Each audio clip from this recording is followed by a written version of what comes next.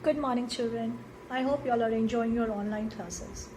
In our previous class, we have learned about homonyms, parts of speech, verb, adverbs, and adjectives.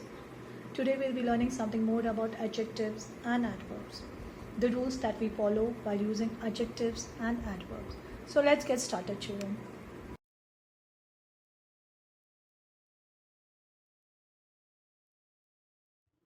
Now, children, we all know why do we use adjective.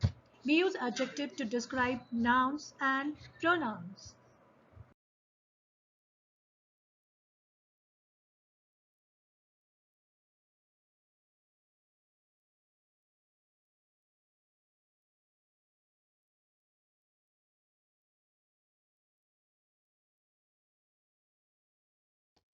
Now here are some examples of adjective. In each example, the adjective is highlighted. An adjective usually comes directly before the noun or pronoun. Old man, green coat, beautiful doll. Now here we can see the adjective is giving us more information about the noun. Old is an adjective, man is a noun. Green and beautiful are adjective, coat and doll are noun.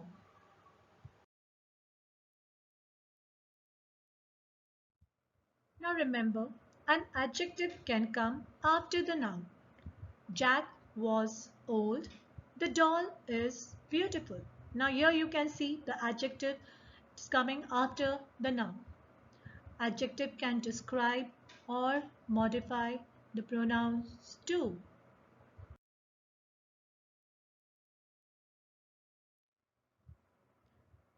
Adjective can express degree of modification. Now here I mean to say the degree of comparison are known as the positive, the comparative and the superlative. Actually, only the comparative and superlative show degrees. We use comparative for comparing two things and the superlative for comparing three or more things.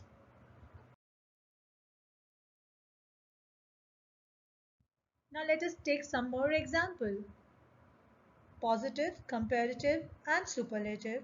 The examples are rich, richer, richest, tall, taller, tallest, beautiful, more beautiful and most beautiful.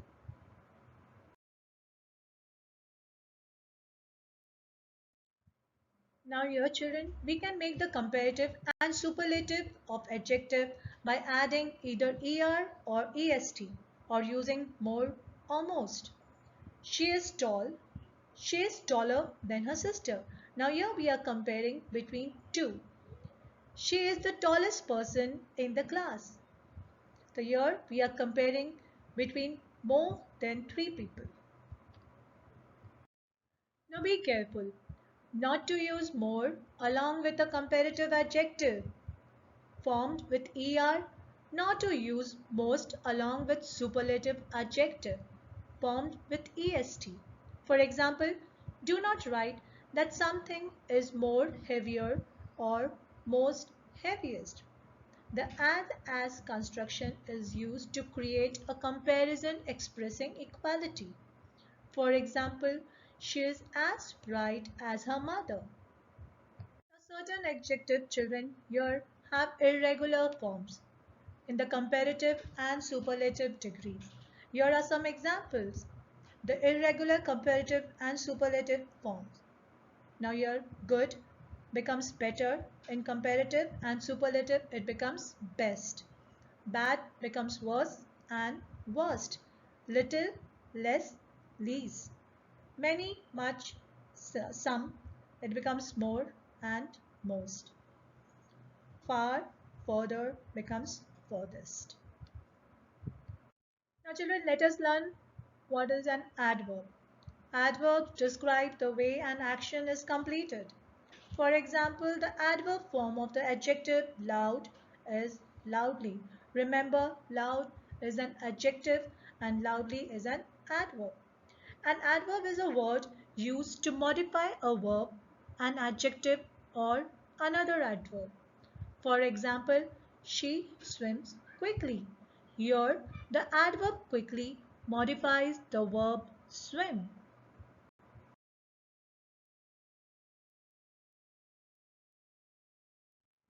The most important thing now, there are five basic types of adverb in English language.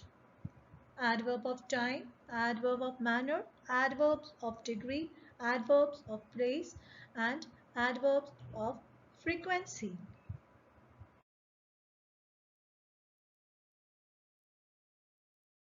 The next one, adverb of time. An adverb of time provides more information about when a verb takes place. Adverb of time are usually placed at the beginning or end of a sentence. Now, here are some examples of adverb of time. Never, lately, just, always, recently, during, yet, soon, sometimes, usually. I haven't been going to the gym lately. Now the next one, adverbs of place. Now your adverb of place illustrate where the verb, the action is happening. It's usually placed after the main verb or object or at the end of the sentence. Now for example, here, there, nowhere, everywhere, out, in, above, below, inside, outside, into. These are few examples of adverbs of place. Now, how do we use it in a sentence? We went into the cave and there were bats everywhere. The adverb of manners. The adverb of manners provide more information about how a verb is done. Adverbs of manners are probably the most common of all adverbs. They are easy to spot too. Most of them will end in ly. Examples of adverb of manners: neatly, slowly, quickly, sadly, calmly, politely, loudly, lazily. Now let us see one example. The young soldier folded his clothes neatly in a pile at the end of his bunk.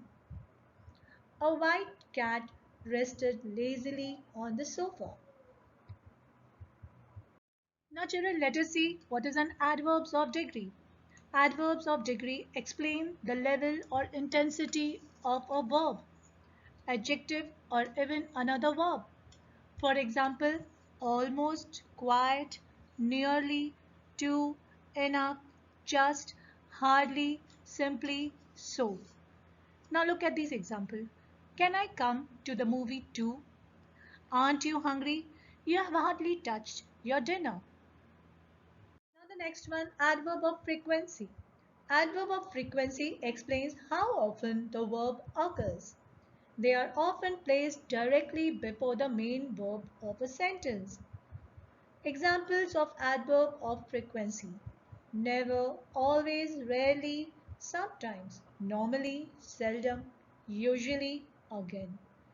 I rarely eat fast food these days. So your rarely is an example of adverb of frequency. Now, the most important is degree of comparison in adverb. The positive, the comparative, and the superlative form. The adverb form their comparatives and superlatives using er and est, and more and most. Adverbs that ends in ly use the word more and most to form their comparative and superlative form. Now the most important, adverb ending in ly, you must use more to form the comparative form and most to form the superlative. Now here are some examples. Adverb, the word is quietly. Comparative is more quietly. Superlative, most quietly. The second one, slowly, more slowly, more slowly. Seriously, more seriously, most seriously. Now look at the examples. Could you sing more quietly, please?